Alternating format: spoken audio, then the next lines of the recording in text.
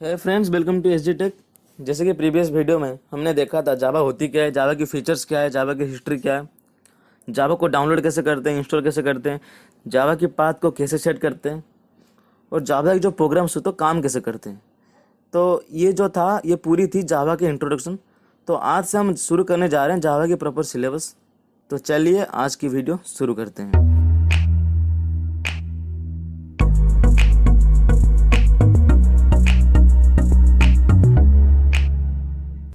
अगर मैं जावा की सिलेबस की बात करूं, जो पहला टॉपिक है वो है लैंग्वेज फंडामेंटल। उसमें कुछ सब टॉपिक्स हैं जैसे कि identifiers, reserve keywords, data types, literals, variables and its types, command line argument and main method. तो आज हम पढ़ने जा रहे हैं आइडेंटिफायर्स एंड रिजर्व कीवर्ड्स। तो पहले देख लेते हैं आइडेंटिफायर्स होती क्या है। आपको नाम सुनते ही पता चल गया होगा, आइडेंटिफायर्स यूज होते हैं आइडेंटिफिकेशन पर्पज़ के लिए। आइडेंटिफायर्स का नाम सुनते ही आपको पता चलना चाहिए कि आइडेंटिफायर्स यूज होते हैं आइडेंटिफिकेशन पर्पज़ में। जैसे कि सपोज कर लो आपकी क्लास है, उसमें 60 बच्चे पढ़ते हैं, तो 60 बच्चों की कुछ ना कुछ नाम होगा by which we can identify them. जैसे कि किसका नाम रोहन है, किसका नाम राहुल है, किसका नाम समीर है। तो इन नाम की मदद से हम उनको आइडेंटिफाई कर सकें कि ये राहुल है, ये रोहन है। तो ये वाला जो फैसिलिटी है ये जावा में भी है। जैसे जावा के जो प्रोग्राम्स होते हैं इसमें बहुत सारे क्लासेस होते हैं, बहुत सारे मेथड्स होते हैं, बहुत सारे वेरिएबल होते हैं, बहुत सारे लेवल होते हैं। तो इन मेथड और क्लास, इन वेरिएबल की कुछ ना कुछ नाम होता है जिनकी मदद से हम आइडेंटिफाई कर सकें कौन सा मेथड क्या काम करता है, कौन सा वेरिएबल क्या काम करता है। तो हम ये कह सकते हैं कि जावा की जो प्रोग्राम्स होती हैं उसमें बहुत सारे मेथड्स होते हैं, वेरिएबल होते हैं, क्लासेस होती हैं, और उन मेथड, क्लास और वेरिएबल की कुछ ना कुछ नाम होती है। उस नाम को हम आइडेंटिफायर बोल सकते हैं। तो ये तो हो गई आइडेंटिफायर क्या होती है। एक एग्जांपल देख लेते हैं। आप देख सकते हो एक एग्जांपल में एक प्रोग्राम बना हुआ है। चलिए देख लेते हैं इस प्रोग्राम में ऐसे कौन सा चीज़ है जिसको हम आइडेंटिफायर बोल सकते हैं। जैसे कि मैं बात करूं पहला लाइन का जो कि क्लास टेस्ट। ये क्लास टेस्ट क्या है? ये टेस्ट है क्लास के नाम। तो ये क्लास है, क्लास के नाम जो है वो है टेस्ट। तो हम बोल सकते हैं कि ये टेस्ट है। तो हम बोल सकते हैं ये टेस्ट एक आइडेंटिफायर है जो कि क्लास के नाम है। तो क्लास की बॉडी यहाँ से शुरू होती है। फिर आगे बढ़ने के बाद हम देखते हैं एक main method, public static void main string array ARGS। Public एक एक्सेस मॉडिफायर है, इसके बारे में हम बाद में पढ़ेंगे डिटेल में। स्टैटिक भी आइडेंटिफायर नहीं है। वॉइड एक रिटर्न टाइप है, ये भी एक आइडेंटिफायर नहीं है। फिर आते हैं मेन। मेन क्या है? मेन एक मेथड का नाम है, तभी तो हम इसको बोलते हैं मेन मेथड। तो ये मेन जो है मेथड का नाम है, तो हम ये बोल सकते हैं मेन एक आइडेंटिफायर भी है। तो फिर आगे बढ़ने के बाद यहाँ पर एक स्ट्रिंग एरे ARGS दिख रहा है। तो स्ट्रिंग इसका मतलब है स्ट्रिंग क्लास की एरे बनी है और इसकी वेरिएबल है ARGS। तो स्ट्रिंग एक क्लास है। तो अगर स्ट्रिंग एक क्लास है तो स्ट्रिंग एक क्लास के नाम है, तो हम ये बोल सकते हैं कि ये एक आइडेंटिफायर है। तो फिर ARGS उस क्लास का वेरिएबल है, तो ARGS भी एक आइडेंटिफायर है। फिर ये मेन मेथड की बॉडी है, यहाँ पे स्टार्ट होती है। तो int a equal to 10। Int एक डेटा टाइप है, डेटा टाइप। तो इंट a इक्वल टू 10। यहाँ पर इंट एक डेटा टाइप है। डेटा टाइप्स के बारे में हम बाद में डिटेल में पढ़ेंगे इसके अगले लेक्चर में। तो इंट a इक्वल टू 10। ये जो a है ये वेरिएबल है। इस वेरिएबल में एक वैल्यू स्टोर हुआ है जिसको हम बोलते हैं 10। तो इसमें आइडेंटिफायर हम कह सकते हैं a को, क्योंकि a एक वेरिएबल के नाम है। तो इस प्रोग्राम में ऐसे कौन सा ऐसी चीज़ है जिसको हम आइडेंटिफायर बोल सकते हैं? एक हो गया टेस्ट, एक हो गया स्ट्रिंग, एक हो गया ARGS, फिर a। फिर यहाँ पर मेन मेथड की बॉडी की एंडिंग होती है, फिर यहाँ पर क्लास की बॉडी की एंडिंग होती है। तो एक सिंपल सा एग्जांपल था आपको बताने के लिए कि हम कैसे आइडेंटिफायर्स को आइडेंटिफाई करें एक प्रोग्राम में।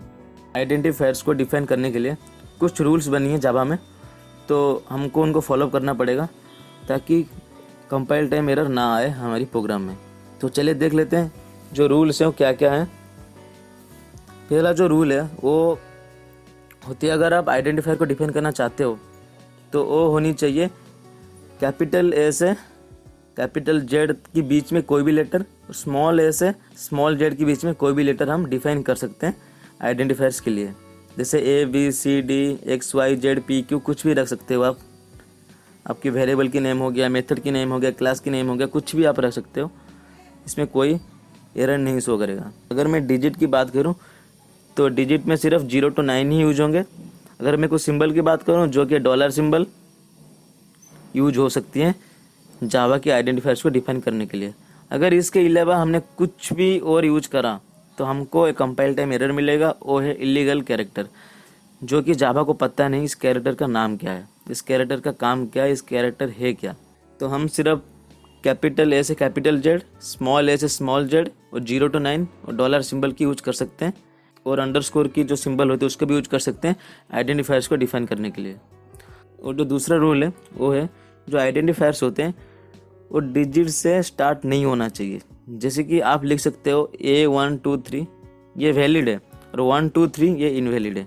तो हाँ, आगे जाके देखेंगे एग्जाम्पल में कैसे यूज होता है आइडेंटिफायर्स। तो जो तीसरी रूल है वो है आइडेंटिफायर्स की कोई लेंथ लिमिट नहीं होती, आप कितने भी लेंथ तक आइडेंटिफायर्स को लिख सकते हो अपनी प्रोग्राम में, लेकिन जो रिकमेंडेड है वो है 15। तो इसमें आप देख के बता सकते हो जो ये लिस्ट है तो इसमें ऐसे कौन सी जो चीज़ है आइडेंटिफायर है और ऐसे कौन सी जो चीज़ है वो आइडेंटिफायर नहीं है। अगर हम पहले को देखेंगे तो टोटल हैश, तो हमने पढ़ा है हैश की सिंबल कहीं यूज नहीं होता आइडेंटिफायर में, तो ये आइडेंटिफायर नहीं है। फिर दूसरा है टोटल डॉलर, तो हमने पढ़ा कि डॉलर की सिंबल यूज हो सकती है आइडेंटिफायर्स को डिफाइन करते वक्त, तो ये वैलिड है।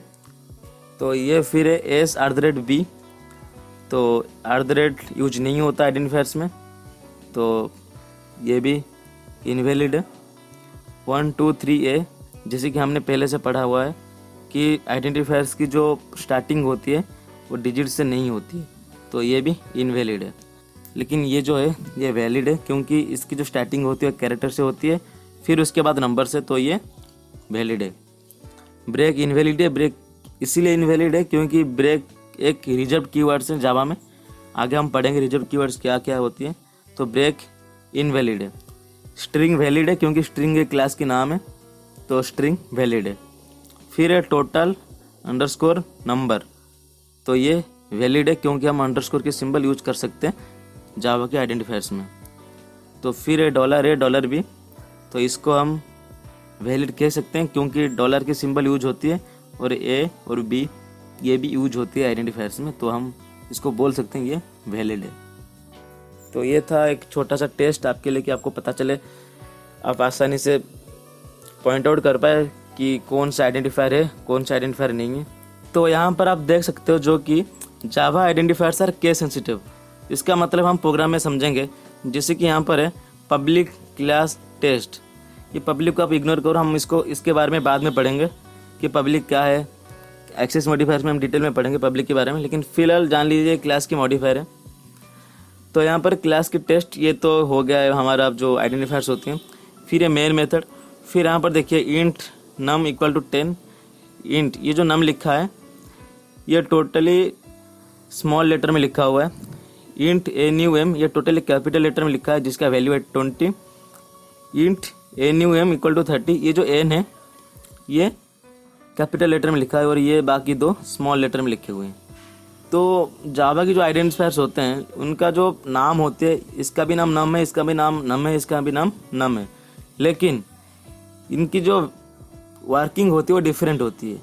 ये तीनों सेम नहीं है, तीनों डिफरेंट है क्योंकि ये NUM है, इसमें सिर्फ स्मॉल लेटर है, इसमें सिर्फ कैपिटल लेटर है, इसमें एक कैपिटल और बाकी सारे स्मॉल लेटर है।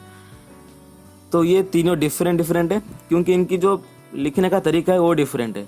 जावा इनको अलग अलग वेरिएबल जैसे ट्रीट करेगा, ये एक ही वेरिएबल नहीं है। तो यहाँ पर भी नम लिखा है, यहाँ पर भी नम लिखा है, यहाँ पर भी नम लिखा है, लेकिन जो अरेंजमेंट होती है आइडेंटिफायर्स की वो डिफरेंट है। तभी ये जो पूरी आइडेंटिफायर्स लिखे हैं NUM ये तीनों आपस में सेम नहीं है, ये डिफरेंट है। तो इसकी वैल्यू 10 है। अगर आप प्रिंट करना चाहते हो आप देख सकते हो अलग अलग वैल्यू प्रिंट होंगे 10 20 30, इसमें कोई सिमिलरिटी नहीं है। तो इसीलिए हम जावा को केस सेंसिटिव बोलते हैं। अब देख लेते हैं रिजर्व कीवर्ड्स। रिजर्व कीवर्ड्स का मतलब क्या है? अगर मैं कीवर्ड्स की बात करूं, हर जगह कोई ना कोई कीवर्ड्स होते हैं जो कि एक स्पेसिफिक पर्पस के लिए यूज होते हैं। अगर मैं रिजर्व्ड कीवर्ड्स की बात करूं तो रिजर्व्ड कीवर्ड्स का मतलब है ऐसे कुछ आइडेंटिफायर्स होते हैं जो एक स्पेसिफिक फंक्शनैलिटी के लिए और स्पेसिफिक ऑपरेशन के लिए यूज होते हैं, उनको हम रिजर्व्ड कीवर्ड्स बोलते हैं। अगर मैं रिजर्व्ड कीवर्ड्स की बात करूं तो इसका मतलब ये हुआ कुछ आइडेंटिफायर्स होते हैं वो रिजर्व्ड होते हैं कोई एक स्पेसिफिक फंक्शनैलिटी को फुलफिल करने के लिए, कोई एक स्पेसिफिक ऑपरेशन को परफॉर्म करने के लिए, तभी हम इनको रिजर्व्ड कीवर्ड्स बोलते हैं। जो रिजर्व्ड वर्ड्स होते हैं जावा में वो हैं 53 रिजर्व्ड वर्ड्स हैं जावा में। उसमें 50 हैं कीवर्ड्स, उसमें सिर्फ 3 हैं रिजर्व्ड लिटरल्स। पहले देख लेते हैं ये कीवर्ड्स क्या क्या हैं। एक है यूज्ड कीवर्ड्स, एक है अनयूज्ड कीवर्ड्स। तो चलिए देख लेते हैं ऐसे क्या क्या जो कीवर्ड्स होते हैं जो एक स्पेसिफिक फंक्शनैलिटी को फुलफिल करने के लिए यूज होते हैं। तो चलिए पहले देख लेते हैं जो कीवर्ड्स यूज होते हैं डाटा टाइप के लिए वो क्या क्या हैं। एक है byte, short, int, long, float, double, char, boolean. ये बाइट डाटा टाइप के लिए यूज होता है। ये शॉर्ट डाटा टाइप, ये इंट मतलब इंटीजर डाटा टाइप के लिए यूज होता है। ये लॉन्ग के लिए यूज होता है। फ्लोट डाटा टाइप के लिए यूज होता है। डबल डाटा टाइप के लिए यूज होता है। ये कैरेक्टर के लिए यूज होता है कैर, और बुलियन के लिए यूज होता है। तो चलिए देख लेते हैं फ्लो कंट्रोल के लिए ऐसे कौन से ऐसे कीवर्ड्स होते हैं जो रिजर्व्ड हैं। एक है if, else, switch case, default, do, while, for, break, continue and return. अब कुछ कीवर्ड्स होते हैं जो एक्सेप्शन हैंडलिंग के लिए रिजर्व्ड हैं। एक है try, catch, finally, throw, throws. तो इसके बारे में हम डिटेल में पढ़ेंगे जब हम एक्सेप्शन हैंडलिंग पढ़ेंगे। उस चैप्टर में हम पढ़ेंगे ट्राई ब्लॉक क्या होती है, कैच ब्लॉक क्या होती है, फाइनली को कहाँ यूज करनी है। तो ये सारी चीज़ हम एक्सेप्शन हैंडलिंग में पढ़ेंगे। तो अभी देख लेते हैं जो कीवर्ड्स यूज होते हैं मॉडिफायर्स के लिए।